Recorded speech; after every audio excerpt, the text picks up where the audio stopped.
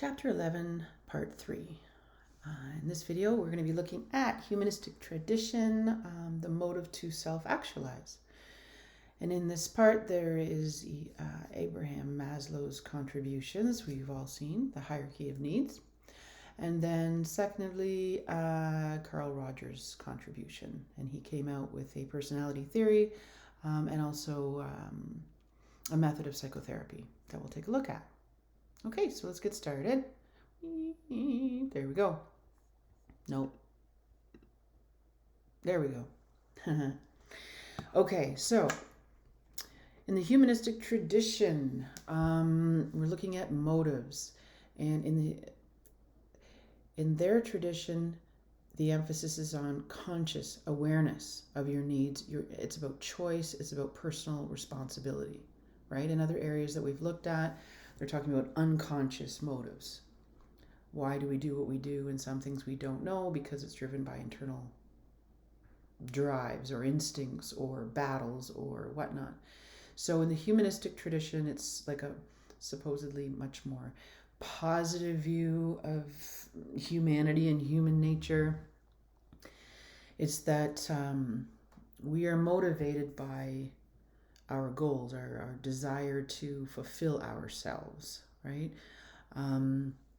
Approaches counter response to both the psychoanalytic and behavioral traditions, which believes that people have little free will in determining their actions. Emphasis, role of choice and personal responsibility in your life. Okay?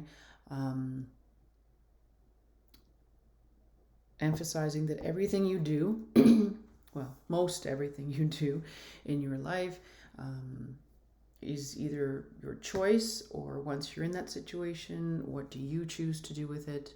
It's about taking responsibility for where you are and maybe making changes, right? So if you're feeling like you're not in the right spot or you're not in the right place or you're not feeling healthy or you're just not feeling right, it's about taking responsibility for where you are and then making changes to get back on track to where you're supposed to be, right? The other emphasis is on human need for growth and realizing one's potential. So it's about human natures. We have an innate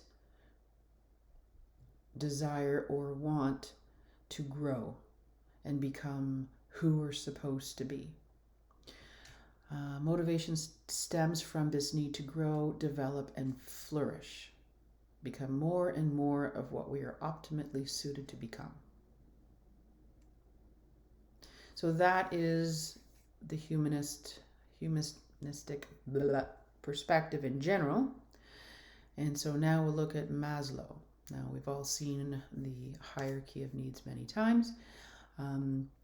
This has just got a few little parts in it. Like we know that there's these needs and there's the physiological, which is all the physical needs, food, water, shelter. And then we know you move up. Once you've satisfied these, you move up to safety needs, which is personal security, employment, resources. Once you have them, you can move up to love and belonging, which is friendships and intimacy and family and whatnot. Then you move up to esteem. Let's take a look over here. Anyways, going up, those things we know. There's a few pieces on here that maybe a little tiny details that maybe you don't know. You do know that the lower needs have to be satisfied before you move up. Need hierarchy emerges during development, with lower needs emerging earlier in life than the higher needs. Okay, so these also emerge earlier in life when you're younger. The needs at lower are more pressing and powerful when not satisfied. Higher level, less relevant for survival. So what does that mean? That means that if you're talking about not having physiological and safety needs, that is very distressing and very life-threatening to people. Talking about not having esteem needs met, not as bad, right? The impact of not having that is not as serious as or felt as deeply as these bottom needs. Motivation for the higher is less urgent. So we are highly motivated for physiological and safety needs for sure. But as we move up, motivation becomes a little bit less. Not that we don't want them, but they're not as desperate. You don't have to have them. Now, belongingness and sense of connection is definitely a basic human need, which we've talked about. If you don't have that, there are serious consequences, like, going from feeling lonely to feeling anxious. It can be quite mentally stressful for humans. Esteem needs. It's important to know we want to feel good about ourselves, but we also want others to think well of us and respect us. And then one point about, so we're trying to reach up here, right? Very few people will actually reach this self-actualization level. And it sort of talks about, once you get there, this sounds very, very challenging. But what it's also saying is that self-actualizers, once people are at this point, they just seem to know. They know the direction that they're wanting. They know the direction that they're heading, and they just seem to just flourish and just keep going, right? So you don't reach this point up here and think, oh my gosh, what am I supposed to be? What is the meaning of life, and what am I doing here? You're pretty much already here once you get here, and you flourish in this spot.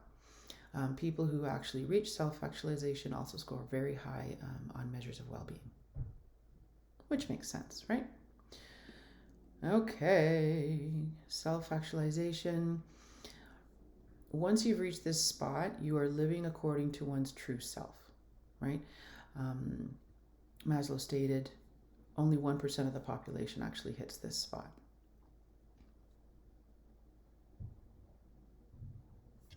Anyways, these are the characteristics of self-actualized people. Okay, so once you're there, they perceive reality efficiently and can tolerate uncertainty. They're okay if things are not going smoothly, or not too sure what's going to happen in the future, and they're okay with that. They accept themselves and others for what they are. It's okay if you're, not good at something. You can't be great at everything. They're spontaneous in thought and action. They're problem-centered, not self-centered. Unusual sense of humor. Ability to look at life objectively. Can sort of look around and not look at it through, a personal lens. They tend to be creative. Resistance to enculturation, but not purposely unconventional. That's interesting. They look outside of themselves, so they're concerned for the welfare of humanity, capable of deep appreciation of basic life experiences. So just basic things like breathing and going for a walk in the woods, and just the very basic things they're deeply appreciative of. They establish deep, satisfying interpersonal relationships with a few people, right? They got a few close people around them, as opposed to like a huge crowd of acquaintances. They have and enjoy peak experiences in their life. They have some need for privacy, democratic attitudes, that's a little bit boring, strong moral and ethical standards. So those tend to be, I'm not going to quiz you on all of these things, but it's just something that sort of explains a little bit about their mental state and where they are. He then went on to add this next little term here. It's called self-transcendence.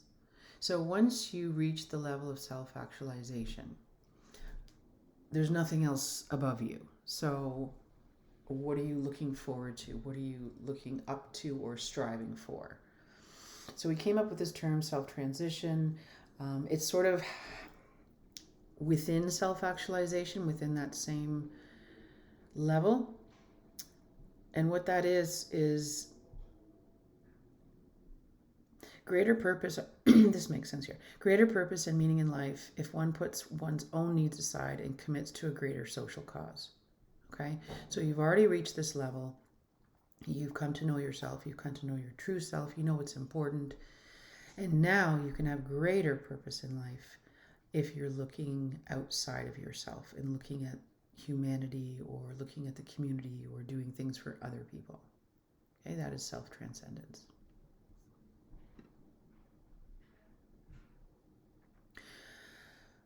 So what do we say about Maslow's contribution? So the theory developed based on highly subjective bioanalysis of a few individuals and his own ideas, kind of like Freud, right? So he analyzed, excuse me, I had to shut the door. He analyzed data of a few people, right? And then he added his own ideas and he came up with this theory. So it's pretty subjective. He never did develop a measure of self-actualization.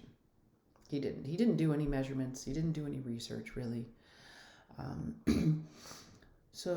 some of the research findings that have been done, there's been a lot of research on it since then by other people. Other people, by the way, have developed measures. Other people have developed a measure of self-actualization, just not him. Research on the theory, some research supports it, some research does not. The main tenets of the theory are supported, right? The idea that you've got these levels and just the main ideas are supported. For example, and I've got a couple here, there are a few in the book, so take a look at those. Research findings, lower level needs in the hierarchy are stronger than the higher level needs when deprived. Okay, so we more desperately need those lower level. We feel it more when we don't have them or we cannot get them. Strong negative reactions when the subject thought of being deprived of the lower level goals, and then more positive reactions when thought of attaining the higher level. Okay, so when you're thinking, so you get more positive and joyful, just not desperately so for the higher ones. So this research here supports Maslow's hierarchical arrangement of the motives, and it highlights the differences in reaction to the attainment or frustration of different need levels. So we feel differently about the different levels. Another piece of research finding, maybe part of the assumption would be that the higher you get up, the higher level that you reach, the happier you're going to be. That would make sense, right? But some research has found no relationship between the level of need one is working on and overall happiness. People working on the higher levels of they're not happier necessarily than those working on the lower levels. Another criticism of his hierarchy and his theory is that the theory is only relevant to industrialized Western cultural context that values individual achievement over well-being of the group. So Western society, we are very much into our individual successes compared to Eastern cultures, which is more collectivist, right? They're more worried, they're more concerned or appreciate the well-being of the group versus us over here, which are mainly seem to be concerned. Our first priority is the well-being of ourselves, right? And personal success as opposed to group success. So Nevis, this is actually kind of cool. He defies an alternative hierarchy that reflects Eastern values. I think specifically he was working at a Chinese university or with a Chinese group.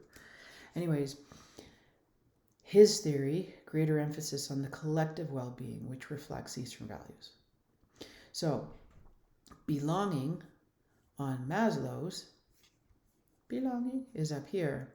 We look after our own physiological and safety first. Only then do we look at the group and wanting to be a part of the group. In this one here, belonging is the first one. If you don't have a sense of belonging in a group, that is your number one concern. Above food, above safety, above anything else is being with your group. Oh look, a boover. Above our physiological and safety. And, interestingly, in his hierarchy, there is no esteem needs. And he's saying that is only important in Western culture, where we think it is so important that we like ourselves and other people respect us. He's saying that's very individualistic, sort of focusing on yourself. So that's even removed in his Eastern valued hierarchy. Another one that came up was Kendrick et al., 2010. He revised Maslow's, he sort of merged Maslow's and then the concepts of evolutionary psychology. Now we know that in evolutionary psychology, the most important things are survival and reproduction. That is your job. Your job is to survive long enough to find a mate and reproduce and make babies and pass your genes on. That is your job, right? That's your concern. So that's what they did here. So your immediate physiological needs are first because you need to survive. And you'll see self-protection is more about survival. Affiliation is also about survival because you need others in order to survive. In terms of safety and sharing of life skills and sharing of hunting and gathering and food and protection. Status, you need status and esteem because you do need to attract a mate, right? You do need some sort of status in your group or you're not having a mate. Mate acquisition, mate retention, and then parenting, having babies. So this is the model that combines Maslow with the evolutionary perspective. Of course, this is scrutinized. Theory should be human-centered and not animal-centered because, of course, they're saying this applies to everything, every animal, including humans and monkeys and rabbits, everybody. And then, of course, the humanistic perspective. They're arguing that the purpose of life is missing. Their idea of the purpose of life, right? From an evolutionary perspective, the purpose of life is right here in parenting and reproduction. But the humanistic people are, well, what about your own fulfillment? What about higher level, the self-actualization and becoming who you are meant to become? This Kendrick et al., they don't recognize that. But it's a different perspective, so that's okay. The second part, so that was Maslow. This is Carl Rogers' contributions. He was also a humanistic psychologist. He believed humans are good. Human nature is fundamentally benevolent and positive. His focus is on ways to attain self-actualization. How do you get there? He developed a theory of personality, which is self-concept and the concept of self. And he also devised a method of psychotherapy, which is client-centered therapy, which is still very, very dominant today. Those are his two major contributions.